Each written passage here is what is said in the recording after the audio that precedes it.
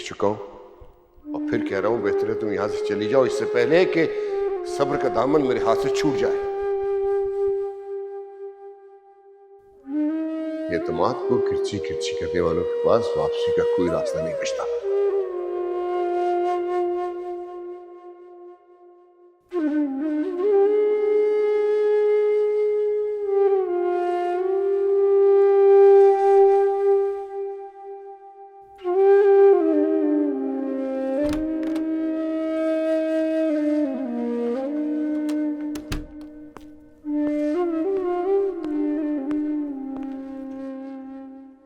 क्या सोच रही हो आलिया?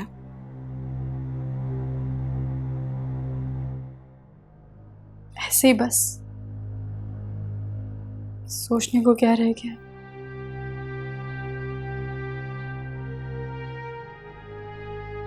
सब कुछ खत्म हो गया मामा। ऐसे नहीं कहते, हमेशा उम्मीद रखते हैं। रोशनी की किरण कहीं ना कहीं नजर आ जाती है। मुझे तो कहीं से रोशनी दिखाई नहीं दे रही। तुम कहो तो मैं जाम मोहम्मद से बात करूं? नहीं मामा, आप नहीं करेंगी उनसे बात। अगर गलत फहमी पैदा हो जाए तो उसको शुरू में ही खत्म कर देते हैं, वरना आगे जाके मामला और बिगड़ जाता है। इकबाल, उसका नाम मत ले मामा। वो जख्म है जो कभी नहीं बढ़ता।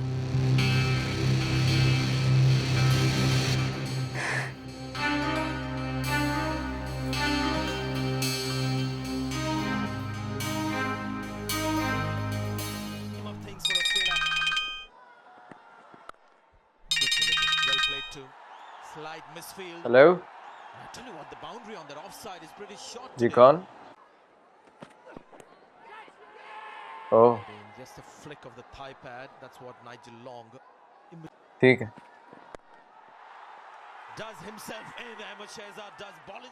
किसका फोन था? दोस्त का था। अच्छा, क्या कह रहा था दोस्त? कुछ नहीं।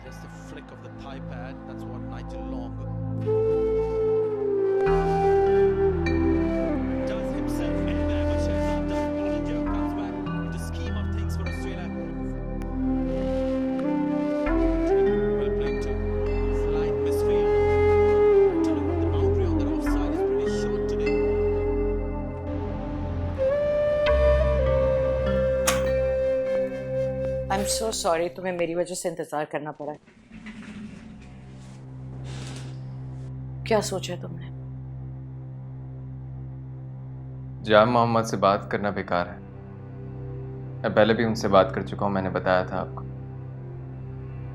जहां तक रही फरकंदा, तो उससे बात करके देखा जा सकता है।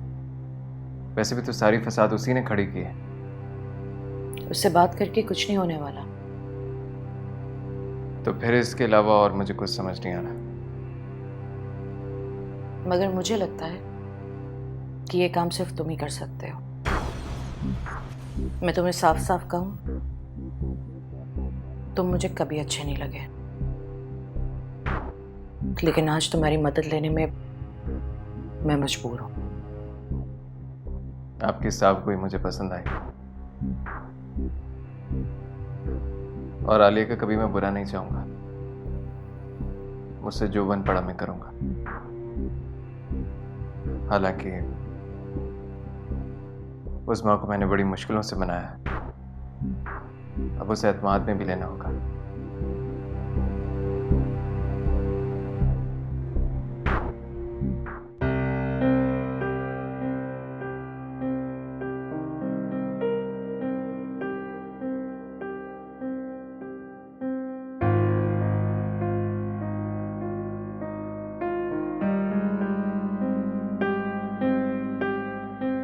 बेटा, पापा,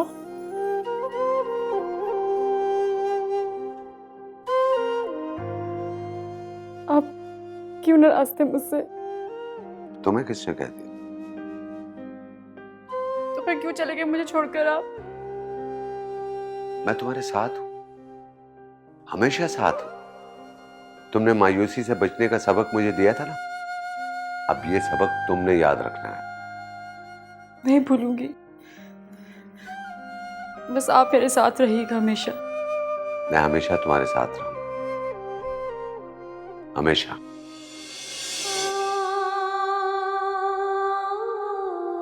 पापा,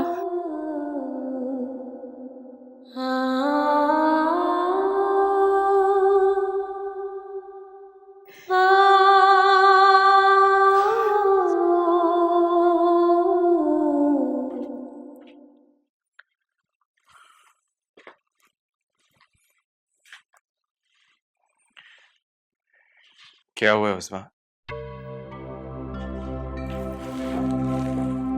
ये क्या हाल बना रखा है अपना?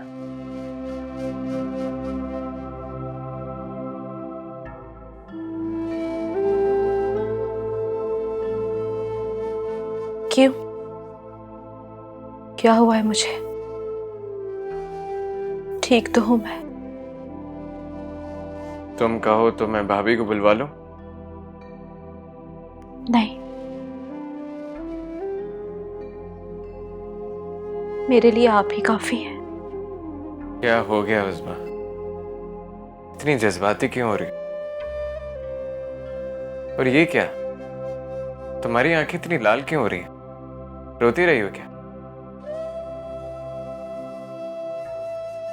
हाँ, मगर क्यों? क्योंकि मैं भी एक औरत हूं। मेरा और इम्तिहान मत ले, वरना मैं बर्दाश्त नहीं कर पाऊंगी। टूट जाऊंगी मैं, बिखर जाऊंगी। क्या गम है तुम्हें? मैं कुछ समझा नहीं। आप ऑफिस से आते हैं और खुद को कमरे में बंद कर लेते हैं। मुझसे तो बात तक नहीं करते आप। कुछ नहीं बताते मुझे कि क्या हुआ है, किस बात से परेशान है आप, आपके दिल में क्या है, कुछ नहीं बताते मुझे।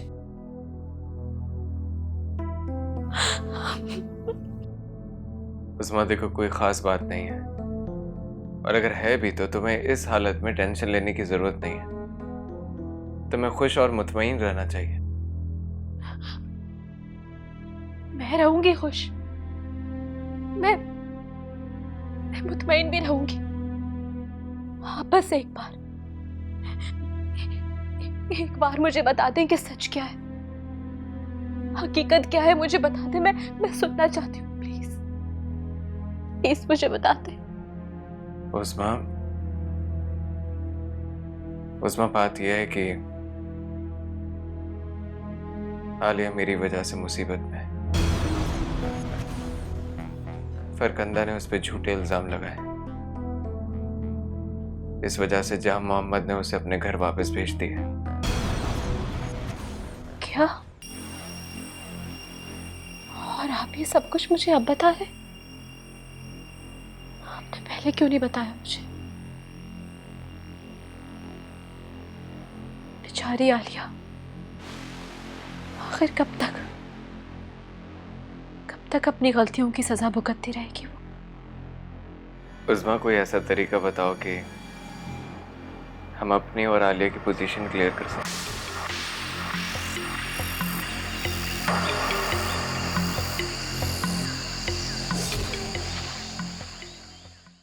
बेटा, ना तुम खुद बात कर रही हो, ना मुझे बात करने दे रही हो। इस तरह तो मामला बिगड़ जाएगा।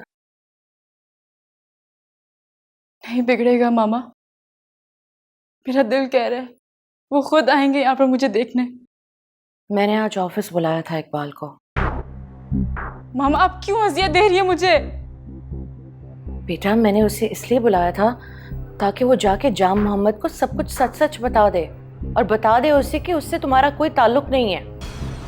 आपको लगता है कि गलतफहमी इस तरह क्लियर होगी? इस तरह और बिगड़ेगी बात मामा। वो समझेंगे कि मैं इकबाल से मिलने गई थी। सोचेंगे कि इकबाल को इतना दर्द क्यों हो रहा है मेरे लिए। क्या हो गया आपको मामा?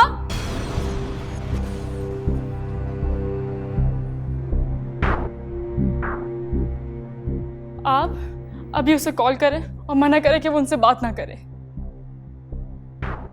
आलिया, जाम मोहम्मद इकबाल से मिल चुका है तुम्हारे यहाँ आने से पहले। उससे तुम्हारे और इसके ताल्लुक के बारे में पूछ रहा था। इकबाल ने खुद मुझे बताई है ये बात। एक बात बताओ, मुझे अपनी दोस्त समझ के ये बात बताओ कि तुम अब भी इकबाल से। खुदा के वास्ते मामा, आप तो ऐसी सोच ना रखें। मानती हूँ कि आपकी जिद में आके मैंने जाम मोहम्मद को प्रपोज किया था, लेकिन ये भी सच है कि मुझे उनसे इश्क हो गया है। नहीं सोच सकती अब मैं किसी और के बारे में। लेकिन ये इश्क है कि अपने खराज लिए जा रहा है। जलने दे मुझे इस आग में, देखती हूँ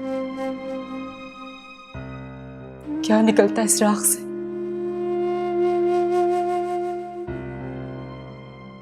दिल की बात हम जान ले।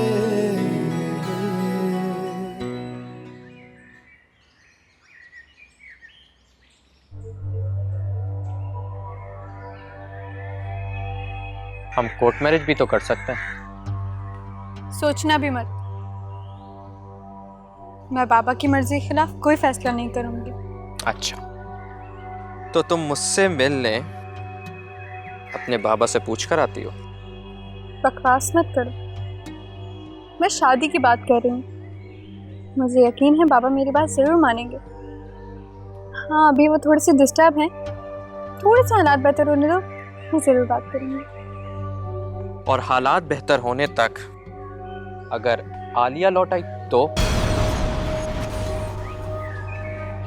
बाबा मुझसे बात नहीं कर रहे, वरना मैं उनसे खुद कहती कि आलिया को घर वापस ले आए।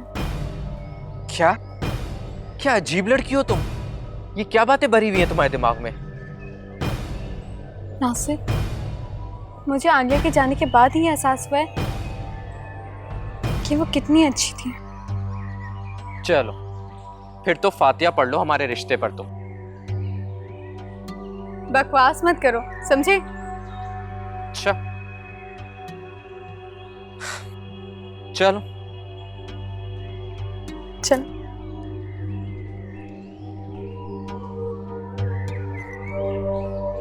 मुझे जिस बात का अंदेशा था वही हुआ। अंदेशे ही इंसान को ले डूबते हैं। जब एक ही ख्वाब को हम बार बार देखें तो वो सच्चा साबित हो जाता। कैसे कहा जा सकता है? एक वक्त था कि मैं इकबाल के ख्वाब देखा करती थी और उसकी ताबीर बहुत भयानक साबित हुई। अगर आप कहें तो मैं जाम मोहम्मद साहब से बात। बिल्कुल नहीं। मैंने आपके लिए जो भी कोशिश की सभी नाकाम साबित हुई। मुझे आपके खुलूस पर कभी शुबा नहीं रहा। लेकिन मुझे शर्मिंदगी है। इंग्लैंड में तेरा के हिंसे को मनहूस तस्वुर किया जाता है, इसलिए होटल्स में बिल्डिंग्स में 13 नंबर का कोई फ्लोर ही नहीं होता। मैं तो आपके लिए 13 नंबर का हिंसा बन गया। इफ्तिखार साहब, मैं इन बातों पे यकीन नहीं रखती। मैं बस इतना जानती हूँ कि आप एक बहुत अच्छे इंसान हैं। वैसे ही अच्छे इंसान दुनिया में कम होते हैं। आई विश कि मैं आपके किसी काम आ सकती। आपको क्या लगता है कि आपसे गलती कहाँ पे हुई है? कहीं भी नहीं। मेरे इख्तियार में कुछ भी नहीं था। फैसले तो आपने अपनी मर्जी से किए। बज़ाहिर पता नहीं फैसलों का इख्तियार भी हमारे पास होता है या खुद मुख्तारी की तोहमत ही है।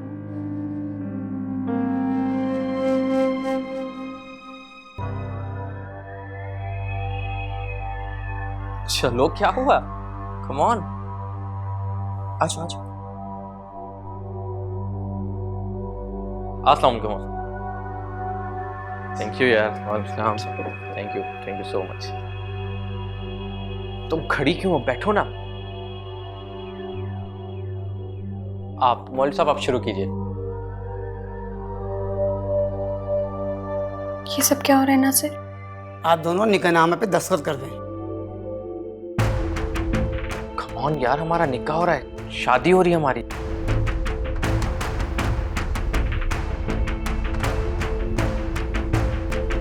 फरखंदा, फरखंदा, फरखंदा सुनो, फरखंदा।